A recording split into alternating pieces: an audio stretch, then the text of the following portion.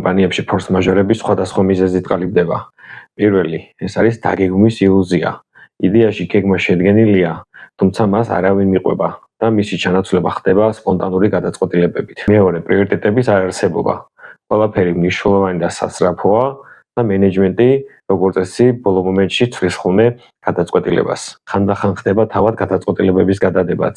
პრობლემა ადრე არის ცნობილი, თუმცა მენეჯმენტი იმდენად ეხება რუტინაში, რომ თავად გადაწყვეტილების მიღებას ძალიან აგვიანებს. მეოთხე, პასუხისმგებლობის დიფუზია. იმდენად არის ფუნქცია-მოვალეობები არეული ერთმანეთში, რომ ყველა მიცის საქმე უნდა გაკეთდეს, თუმცა საბოლოო ჯამში მაინც ამაზე ადამიანები ხშირად დაობენ ხოლმე. მეხუთე, არასტაბილური პროცესები. ყოველი ციკლის გამოგონება ხელახლა ხდება და მთლიანი პროცესი როგორც წესი ადამიანებზე არის მორგებული. გარე მეექვსეც ვთქვათ, დაგვიანებული კომუნიკაცია. პრობლემები როგორც წესი იმალება, იფარცხება და მისი არსებობის შესახებ მენეჯმენტი მაშინ იგებს, როცა ეს ყველაფერი ერთდროულად ფეთქდება.